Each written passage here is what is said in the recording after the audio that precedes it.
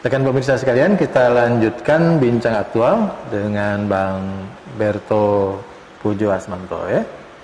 Setelah kita melihat bagaimana seorang eksekutif muda mengelola salah satu destinasi wisata ya.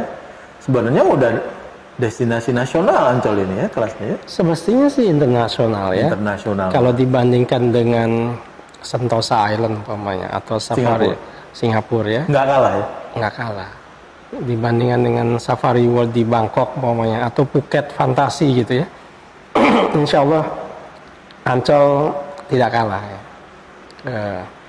Ya ini menjadi tantangan tersendiri. Itu sesuai visi misi Ancol untuk menjadi jaringan rekreasi terbesar di Asia Tenggara. Tidak cuma venue-nya, wahananya, tapi juga kebersihan, pelayanan. Betul, betul.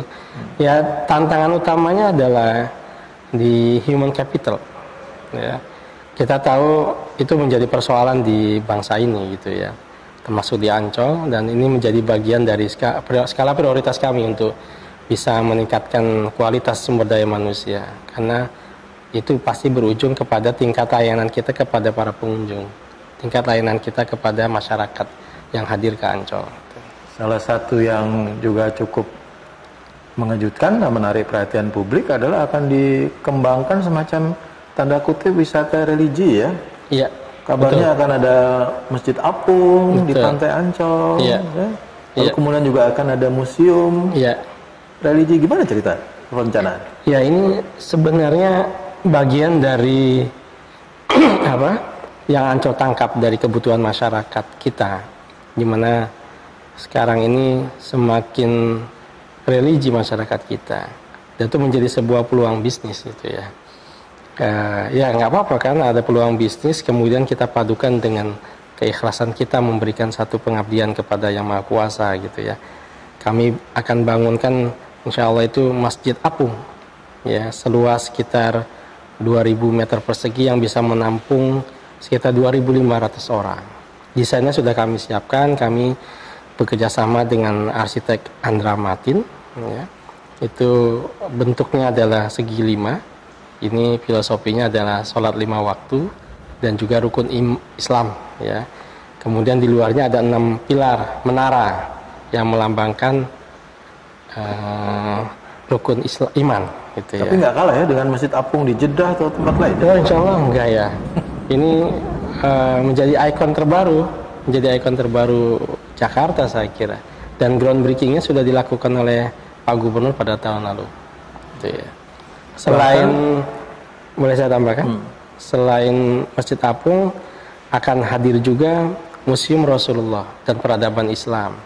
Ini adalah hasil kerjasama antara Ancol dengan Pemprov DKI bersama dengan Dewan Masjid Indonesia untuk menindaklanjuti cita-cita Liga Muslim Dunia ya, yang ingin membangun museum tentang Rasulullah di luar pertama kali di luar Saudi. Jadi di luar Saudi yang pertama kali itu ada di sini di Ancol. Isinya apa nanti materi museum? Ya tentang sejarah Rasulullah, sirah nabawiyah gitu ya. Termasuk juga perlengkapan beliau, perlengkapan kehidupan sehari-hari beliau dengan keluarganya, dengan sahabatnya, kemudian dan seterusnya yang bisa dinikmati juga secara digital. Sehingga kerinduan sebagian umat Islam, umat beragama bisa datang ke Ancol. Betul. Dan itu rencananya bukan hanya untuk sekedar menyaksikan, tapi ini menjadi bagian dari masyarakat yang ingin melakukan manasik umroh ataupun manasik haji.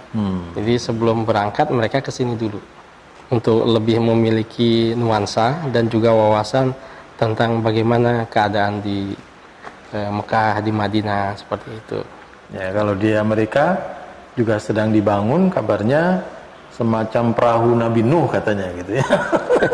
Dengan isinya macam-macam. Kalau nanti di Ancol tahun berapa kira-kira itu akan terwujud? Semestinya sih tahun depan ya. Memang ya kita tahu karena pandemi ini ya. Itu kan disediakan lahan sekitar 5 hektar yang bisa dieksplor untuk membangun museum yang besar ya. Usaha ini adalah bayangkan ini akan menjadi museum pertama di luar Saudi. Ya, tentunya memiliki satu karisma tersendiri ya. Dengan pasar yang begitu besar ya, Indonesia. Kami yakin tuh bisa mungkin 5 jutaan penduduk akan hadir. Pengunjung akan hadir ke situ, ya. Tapi tentu saja harus dibutuhkan SDM, ya, pelayanan, ya. Betul. Tamu-tamu dari berbagai negara kalau benar akan dilakukan. Ya. Bagaimana pembinaan SDM? SDM kami melakukan pertama tentunya kami lakukan mapping, profiling. Itu adalah sebuah saringan. Bagaimana kita ingin membentuk satu tim, tentunya dari awal kita lakukan. Jadi harus dilakukan right from the start. Jadi rekrutmen yang benar di awal. Bagaimana kita memilih orang-orang yang akan mengolah di situ. Itu harus benar. Ini harus kerjasama dengan tentunya lembaga konsultan SDM yang baik, ya, sistem yang baik dan sebagainya gitu. Kemudian setelah terekrut, kita harus bisa memaintain mereka.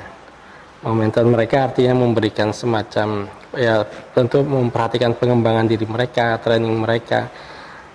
Dan sebelumnya dilakukan plotting, mapping yang pas dengan kompetensi yang dimiliki, mereka cocok di mana nih.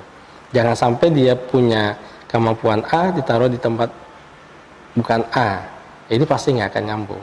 Jadi mesti match itu, link and match-nya mesti dilihat, gitu ya. Dan itu bisa dilakukan dengan cara yang benar di awal. Ya, jadi Ancol nanti tidak hanya dikenal di Indonesia, tapi di dunia sebagai brand, ya. Ya. Tidak kalah dengan Disney atau yang lain, ya. Ya. Tapi bagaimana terakhir, Bang Berto, untuk menjaga kepercayaan publik, dukungan publik untuk pengembangan Ancol sebagai pusat destinasi dunia ini? Ya, kuncinya itu di inovasi. Ya, Ancol kan punya moto kerja tiada akhir, inovasi tiada henti. Kalau Ancol nggak punya inovasi, pasti ditinggalkan masyarakat. Nah, yang menjadi masalah bagaimana Ancol melakukan inovasi dengan lahan yang terbatas. Oleh karena itu, alhamdulillah kami memperoleh kemudahan untuk bisa mengembangkan perluasan daratan yang kemarin sempat diramaikan oleh sebagian masyarakat gitu ya.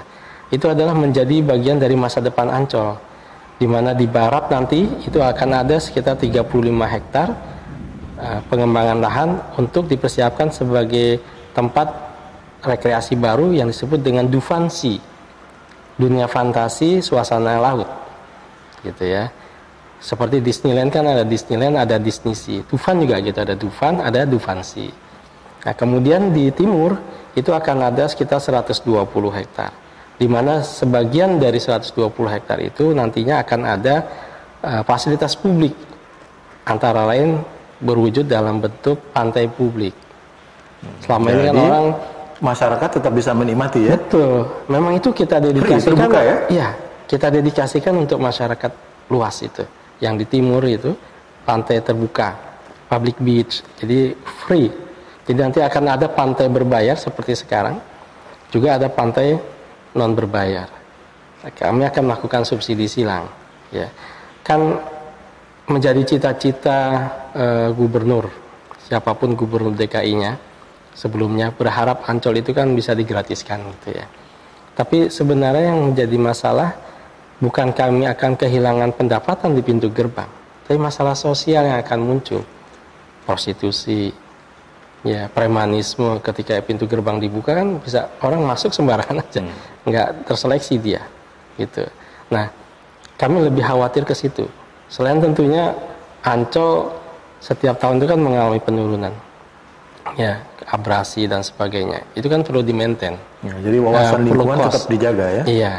Nah, kami punya cara adalah mewujudkan mimpi-mimpi atau harapan-harapan dari owner, dalam hal ini Pemprov DKI, Pak Gubernur, tentunya adalah dengan membangun perluasan daratan di mana di situ dibangun public beach yang tidak berbayar.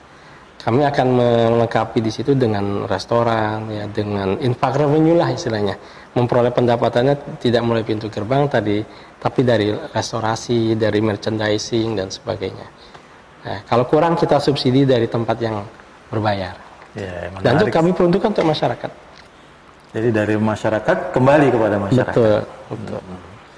Menarik sekali perbincangan kita dengan eksekutif muda Bang Berto Pujiasmanto yang menyatakan inovasi tiada henti ya, buat pengembangan wisata ibu kota kelas dunia. Tapi kuncinya tadi harus pantang menyerah. SDM-nya harus berkualitas. Ya? Terima kasih sudah berbincang-bincang dengan kami. Para pemirsa sekalian, pelajaran terpenting dari seorang eksekutif, dia harus punya cara untuk menyelesaikan masalah. Ya? Betapapun berat tantangannya, termasuk di masa pandemi corona sekarang ini. Ya? Sekian. Sampai bertemu pada bincang aktual berikutnya. Assalamualaikum warahmatullahi wabarakatuh. Waalaikumsalam.